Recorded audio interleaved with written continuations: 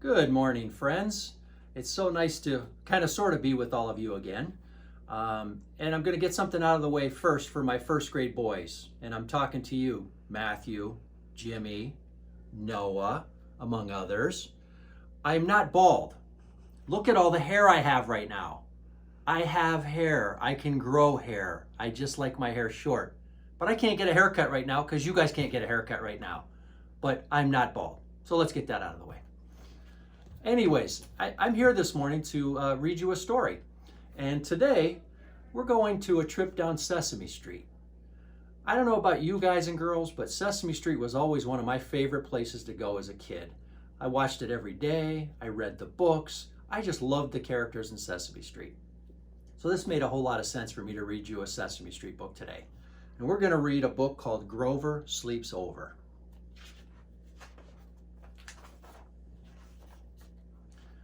Grover was packing his overnight bag. The next day, he was going to Betty Lou's house to sleep over. He had never spent the night away from home before.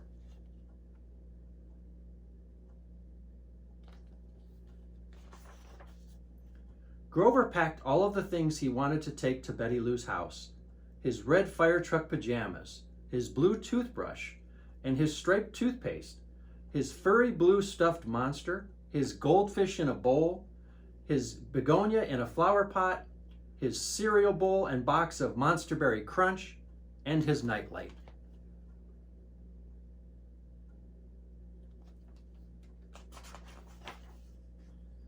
There were too many things to fit into his suitcase.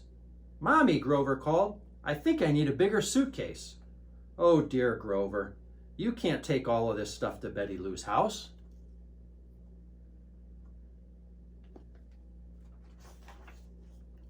"But Mommy, who will feed my goldfish?"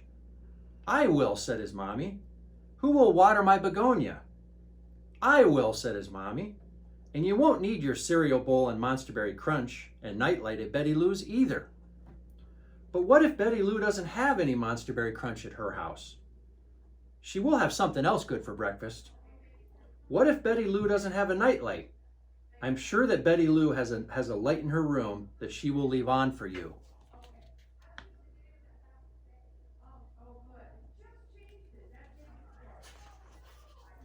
"Sometimes Ernie tells Bert scary ghost stories at bedtime," said Grover.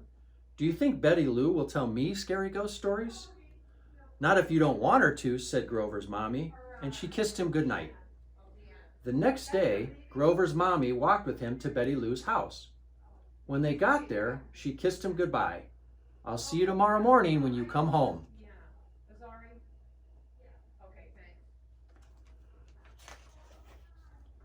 "Hi, Grover," said Betty Lou. "I'm so excited. I've been waiting for you all day.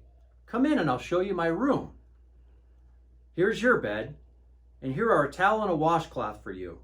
"Well, thank you, Betty Lou," but he did not put down his suitcase. "There's something I'd like to ask you," said Betty Lou. "Is it all right with you if we leave a light on? I like to sleep with a little light on." "Oh, that's just fine with me," said Grover. "I think that I'll unpack my suitcase now." Then Grover put his pajamas under his pillow and his little furry blue monster on top of it. Betty Lou showed Grover where to put his toothbrush and toothpaste in the bathroom.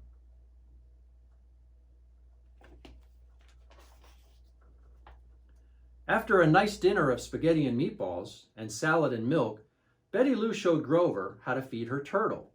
Then they built a tall tower with blocks.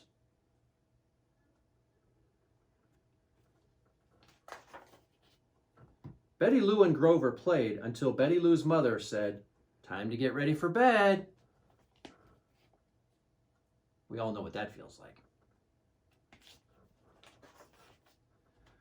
When Grover and Betty Lou had brushed their teeth and put on their pajamas, Betty Lou's mother tucked Betty Lou in and kissed her goodnight. She tucked Grover in and kissed him goodnight too, just the way his own mommy would do.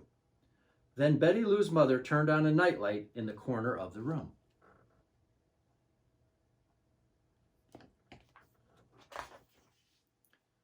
"Grover," Betty Lou whispered after her mother had left the room, "are you still awake?"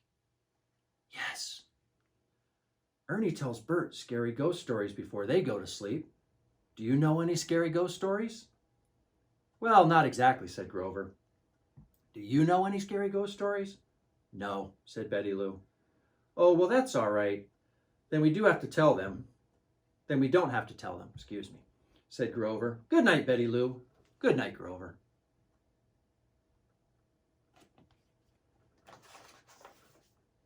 The next morning, Grover woke up because he felt something tickling his nose. When he opened his eyes, he didn't know where he was at first. Then he saw what had awakened him. It was Paws, Betty Lou's kitten. Grover looked around the room and remembered that he was actually at Betty Lou's house. After Grover and Betty Lou ate breakfast, they played school. They took turns being the teacher. Then they painted pictures until it was time for Grover to pack his suitcase again and go home.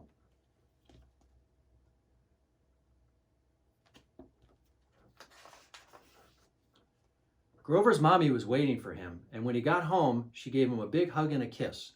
Did you have a good time at Betty Lou's house, she asked. Oh, yes, Mommy.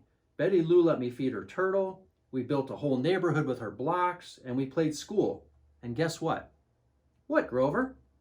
We had blueberry chew for breakfast, and I liked it almost as much as Monsterberry Crunch. And guess what else? Betty Lou's mommy invited me to sleep over at their house again very soon, and I can't wait to go.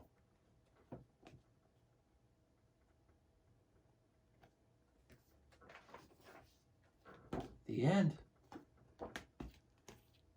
So, friends, you might have noticed that today we're taking this video from my office, a place that a lot of you know very well. You might have also noticed something sitting on my desk. I went shopping. Nice big bag of Jolly Ranchers, waiting for all of you when I get to see you again, I hope, real soon. So take care of yourselves and each other, and know how much we miss seeing you here at school, and I can't wait to see you again real soon. God bless.